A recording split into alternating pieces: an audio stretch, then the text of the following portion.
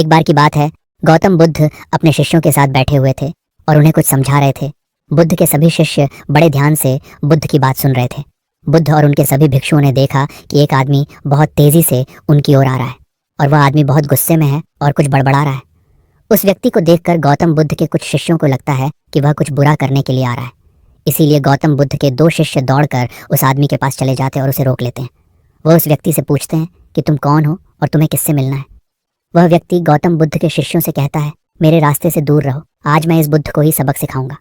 उस व्यक्ति की बातें सुनकर गौतम बुद्ध के शिष्य उस व्यक्ति को शांत करने की कोशिश करते हैं, लेकिन वह व्यक्ति शांत नहीं होता है।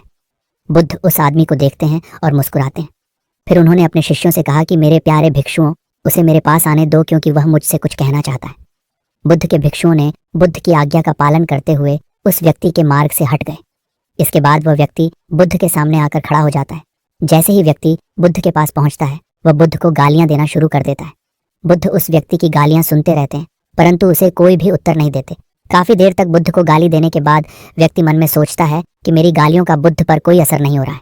तभी उस व्यक्ति का गुस्सा और भी बढ़ जाता है और वह व्यक्ति बुद्ध पर थूक देता है। इसके बाद बुद्ध एक कपड़ा उठाते हैं और उस थूक को पहुंचते हैं। यह देखकर गौतम बुद्ध के सभी शिष्य क्रोध से भर जाते हैं, लेकिन बुद्ध की अनुमति के बिना कोई भी शिष्य अपना क्रोध व्यक्त नहीं करता। वह व्यक्ति फिर से बुद्ध पर थूकता है और बुद्ध फिर से कपड़ा उठाते हैं और थूक साफ करते हैं। बुद्ध मुस्कुराकर पूछते हैं, मित्र, तुम कुछ और कहना चाहते हो? जैसे ही वह व्यक्ति बुद्ध का यह प्रश्न सुनता है तो वह व्यक्ति अंदर तक हिल जाता है। फिर वह व्यक्ति बुद्ध को कोई उत्तर नहीं दे पाता और तुरंत वहां से चला जाता है।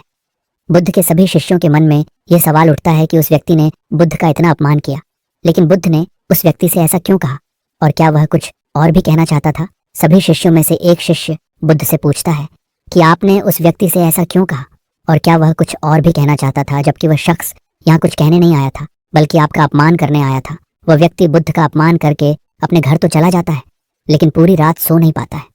उसके मन में सिर्फ यही प्रश्न घूमता रहता है कि मैंने बुद्ध का अपमान किया, उन्हें गालियां भी दी, फिर भी उन्होंने मुझसे यह क्यों पूछा कि क्या मैं कुछ और कहना चाहता हूँ, जबकि मैं वहां उनका अपमान करने गया था।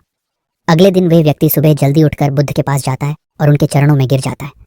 बुद्ध के सभी शिष्य यह देखकर आश्चर्यचकित रह गए कि जिस व्यक्ति ने कल बुद्ध का अपमान किया था वह आज रो रहा है और बुद्ध के चरणों में पड़ा हुआ है। बुद्ध उस व्यक्ति को उठाते हैं और उस व्यक्ति से कहते हैं, मित्र, क्या तुम कुछ और भी कहना चाहते हो? इसी बीच बुद्ध के एक शिष्य ने बुद्ध को टोक हुए उनसे पूछा, बुद्ध, कल जब यह व्यक्ति आपका अपमान कर रहा था तो आपने यही कहा था, क्या आपके पास कहने के लिए कुछ और है? और आज यह व्यक्ति आपके सामने रो रहा है, तुम अभी भी यही कह रहे हो, इसका क्या मतलब है? बुद्ध, कृपया हमें समझाइए। बुद्ध ने कहा कि शब्दों की कमी है। कल भी यह व्यक्ति मुझसे कुछ कहना चाहता था, लेकिन शब्द नहीं थे, तो वह क्रोधित हो गया और मुझ पर थूक दिया और मुझे यह बताने की कोशिश की, और आज भी आंसू उन शब्दों की जगह नहीं ले पाए जो वह कहना चाहता है। उसके बाद वह व्यक्ति बुद्ध से कहता है, बुद्ध, मुझे माफ कर दो, मैंने तुम्हारा अपमान किया है। बुद्ध कहते हैं कि तुम्हें माफी मांगने की जरूरत नहीं है, क्योंकि तुम ही हो जिसने क्रोध किया और उसके लिए कष्ट भी उठाया। तुमने दूसरे का क्या नुकसान किया? क्रोध एक आग की तरह है जिसे हम अपने हाथ में पकड़ते हैं किसी और पर फेंकने के लिए, लेकिन हम ये भूल जाते हैं कि उस अंगारे की वजह से पहले हमारा हाथ जलता है।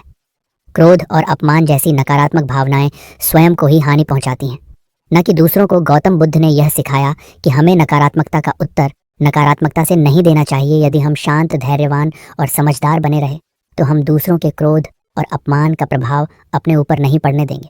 बुद्ध ने यह भी समझाया कि क्रोध एक आग की तरह होता है जो पहले उसे पकड़ने वाले को ही जलाता है। इसलिए हमें अपने क्रोध और नकारात्मक भावनाओं को नियंत्रित करना सीखना चाहिए, ताकि हम अपने और दूसरों के जीवन में शांति और सकारात्मकता ला सके। दोस्तों, उम्मीद है कि आपने आज इस वीडियो से ज़रूर कुछ ना कुछ सीखा होगा। तो इस वीडियो को लाइक करें, को सब्सक्राइब करें और घंटी बटन को ज़रूर और अपने दोस्तों के साथ शेयर भी ज़रूर करें, और हमें ऐसे ही सपोर्ट करने के लिए चैनल दबाएं। चलिए मिलते हैं फिर अगली वीडियो में, तब तक के लिए अपना ख्याल रखिए।